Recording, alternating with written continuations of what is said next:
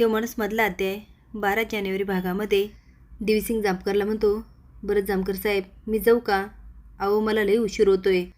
त्याचं काय ना टेम्पो पोच करायचा आहे. नाही म्हणजे मी थांबलो असतो पण लई उशीर होईल. पण जामकर मात्र सुधाकरला खुणावतात. देवीसिंग टेम्पो चालू करतो आणि निघून जातो. सुधाकर आणि पोलीस लपून बघत असतात. आता देवीसिंग विचार करतो, ही नको ती कटकट माझ्या मागे लागली आहे. हिला कुठेतरी पुरावा लागेल. तो आता समोर बघतो तर गाड्या आडव्या लावून काही लोक उभी असतात. एक जण म्हणतो, अरे हा टेम्पोच्या आत काहीतरी लपून गावाबाहेर घेऊन जात होता. देवीसिंग म्हणतो, अहो हे काय बोलताय? मी कशाला काय लपवील आणि मला काय गरज आहे?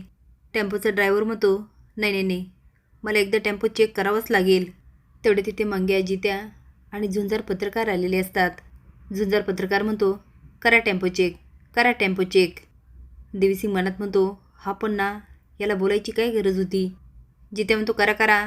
मंग्या म्हणतो, करा. तो माणूस आता टेम्पोमध्ये बघतो तर काहीच नसतं. मंग्या म्हणतो, काय लेका, एवढा पण विश्वास नाही. तू येडाबिडा आहेस का रे? आमच्या गावचा देव माणूस येतो आणि त्याच्यावर संशय घेतोस? जित्या म्हणतो, नाहीतर काय. अरे लेका, अख्खा गाव त्याला देव माणूस मानतो आणि तू काय केलंस? त्याच्यावरच संशय घेतला. तो माणूस म्हणतो, नाही म्हणजे मला वाटलं हे काहीतरी लपवत आहेत. मग तुम्ही टेम्पो घेऊन का पळालात? देवीसिंग म्हणतो, त्याचं काय ना, मंदिरामध्ये अर्जंट जायचं होतं. तिकडून फोन आला ना, तिथं खून झाला. मग मला राहवलंच नाही. त्यात तुमचा टेम्पो दिसला म्हणून घेऊन गेलो. माफ करा बरं का. मंग्या म्हणतो, बघितलंच का लेका, अरे त्याला गावाची किती काळजी आहे. फोन आल्याबरोबर तो धावत गेला. जित्या म्हणतो, नाहीतर काय. झुंजार पत्रकार म्हणतो, ही तर बातमी आहे, मी आता पेपरमध्ये देणार. देवीसिंग विचार करतो, ह्या लोकांना बॉडी नाही सापडली म्हणजे कुठे गेली? हे नक्की काय चाललंय तेच कळत नाही. मागच्या वेळेस त्या माधुरीचं पण असंच आणि आता हे आर्याचं. मला करायचं काय, मी करतोय काय? पण या आर्याची बॉडी गेली कुठं? तर याचं उत्तर मागच्या भागात आहे. चला तर बघूया त्या भागामध्ये काय घडलं. तर आपल्याला माहिती आहे की जामकर देवीसिंगचा टेम्पो पकडतो आणि विचारतो, काय याच्यामध्ये? आता देवीसिंग म्हणतो, असेल मंडपाचं सामान. आता मी कसं सांगू, मी नाही चेक केलं. जामकर म्हणतात, पण मी चेक करणार. आता जामकर टेम्पोमागे जात असतात. आता टेम्पो डोकणार. तेवढ्यात लकी म्हणतो, ओ जामकर साहेब. आता सुधाकर आणि जामकर मागे बघतात. लकी म्हणतो, अहो कुठं कुठं हुडकायचं तुम्हाला? जामकर विचारतात, काय झालं? अहो मंदिराच्या मागं 2 मुडदे गावलेत. अहो अख्खं गाव जमलंय, चला की लवकर. जामकर म्हणतात, सुधाकर पाचारण करा आणि सगळ्या टीमला बोलून घ्या. ते आता जायला लागतात आणि देवीसिंग सुस्कारा सोडतो.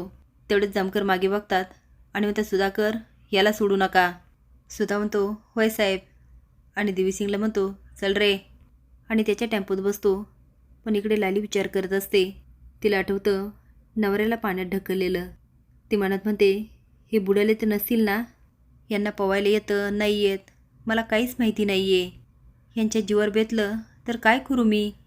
नाही नाही, काय नसेल झालं यांना, येत असेल पोवायला. पण तो जामकरसुद्धा त्या आऱ्याला शोधत असणार. गावातले माणसं मुखोटा घातलेल्यांच्या शोधात असणार. त्या सगळ्यांनी आऱ्याची बॉडी बघितली असेल का? आणि त्या बॉडीसोबत हे पण सापडले असतील तर? मग तर यांना वाचवणं लईच अवघड होईल. नाही नाही, यांनी आऱ्याच्या डेड बॉडीची विल्हेवाट लावली असणार. पण कसं? असं दिवसाचं कसं जमणार आहे त्यांना? कुणी बघितलं तर सगळ्यात डाव उलटल. हे कायमचे जेलमध्ये जातील.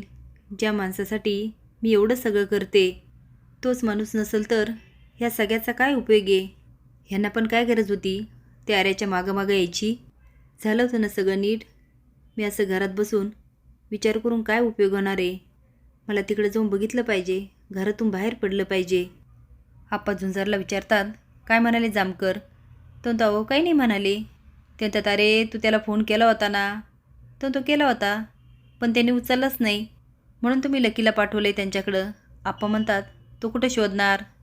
तो आप्पा पोलीस स्टेशनमध्ये. आप्पा म्हणतात, तुला एवढी पण अक्कल नाही का रे? अरे सुद्याला फोन करायचा. तो आप्पा आपलं काय ठरलं होतं? जामकर साहेबांना फोन करायचा. मागे म्हणतो, कुणी पत्रकार केलं रे तुला? आप्पा म्हणतात, नाहीतर काय, सांग काम्या आणि हो नाम्या. तो जामकर त्याचा फोन बी लागना आणि तो काय आपल्या गावचं संरक्षण करणार आहे. तरी तुम्हाला म्हणलो होतो त्याला कळवायची काहीच गरज नाही. तेवढ्यात जामकरची गाडी आणि गोपाळचा टेम्पो येतो. फुलाबाई गोपाळला म्हणते, कुठं होतास तू रात्रभर? आता जामकर डेड बॉडी बारीक बघत असतात आणि म्हणतात, यांना मारण्याआधी झटापट झाली आहे. तेवढ्यात लाली येते आणि सगळं बघत असते. आता गोपाळला आठवतं त्याने नरकीला मारलेलं असतं. जामकर म्हणतात, यांना जाणीवपूर्वक मारलं आहे कुणीतरी, खूनच. लाली गोपाळ म्हणते, अहो बरे आहात ना तुम्ही? हत्याकांड कळलं, तुम्ही रात्री उत्साहात नव्हतात? गोपाळ फक्त हू करतो. जामकर म्हणतात, यांना मारणारा एक नव्हता. गुरुजी म्हणतात, अहो यांच्यामध्ये नरकी आणि हडळ होते. यांना मारणारा लय मोठा राक्षस असणार. आता जामकर मोठ्याने ओरडतात, बंद करा तुमचं हे नरकी हडळ पुराण. तुमच्या या अंधभक्तीमुळे यांचा जीव गेला आहे. तुम्हाला मी सांगत होतं हा उत्सव करू नका, मिरवणूक काढू नका, पण झाली तुमची हौस. मला माहीत होतं तो हा गोष्टीचा फायदा घेणार आणि त्याने घेतला. तुमच्या सगळ्यांवर खुनाचे गुन्हे दाखल झाले पाहिजे. आप्पा म्हणतात, ओ जामकर काही बी बोलू नका, यात गावकऱ्यांचा काय संबंध आहे हो? हे सगळं तुमच्यामुळे झालेलं आहे. तुम्ही दैत्याची मिरवणूक अडवली आणि अपशकून झाला. तुम्ही विघ्न आणलं आणि समदेसनी भोगावं लागतंय. जामकर म्हणतात, अहो बोलताय काय तुम्ही? मी विघ्न आणलं, मादी माझा बळी जायला हवा होता. मग यांचा कसा गेला? ती नरकी हडळ पळाली आणि त्याच्या मागे सगळा गाव पळाला. मग इथे कसे आले ते? आप्पा म्हणतात, ते तुम्ही बघा, तुम्ही शोधा. समद आम्हीच तुम्हाला सांगायचं व्हय? तुमची काही जबाबदारी नाही व्हय? जामकर म्हणतात, माझी जबाबदारी, माझं काम मला शिकवायची गरज नाही. मी नीट पार पाडतोय. तुम्ही आडकाठी आणली. आप्पा काय शांत बसत नाही. जामकर म्हणतात, तुम्हाला या प्रसंगाचं गांभीर्य अजून लक्षात येत नाही. याची फार मोठी केस होऊ शकते. आप्पा म्हणतात, मग होऊ द्या ना.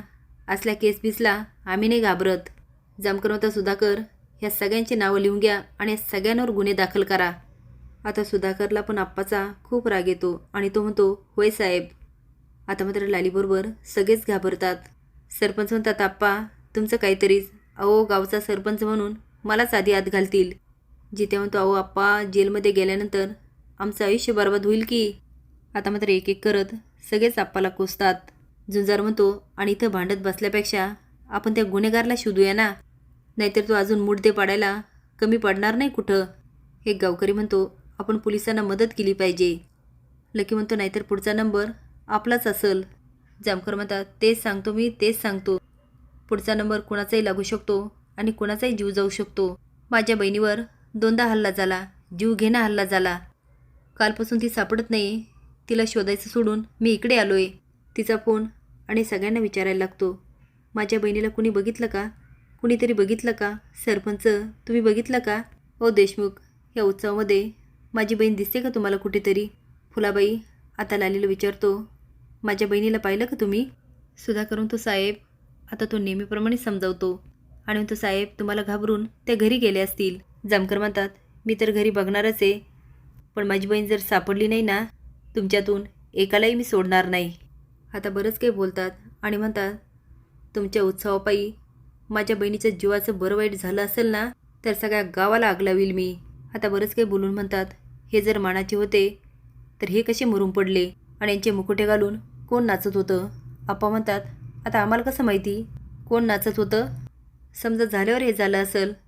जामकर म्हणतात, एवढं सोपं नाही आहे. 2 बायकावाले देशमुख, 2 माणसांचे खून झाले, 2 जीव गेले.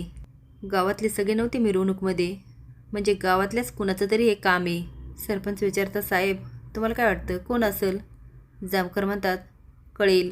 सगळ्यांकडे जात म्हणतात, लवकरच कळेल. पण हे सगळं चालू असताना टेम्पो जळून एक गाडी जाते. तुम्हाला काय वाटतं ही बॉडी लालीनीच गायब केली असेल का? हे कमेंट बॉक्समध्ये नक्की सांगा. नवीन अपडेट जाण्यासाठी लाईक आणि सबस्क्राईब करा. धन्यवाद.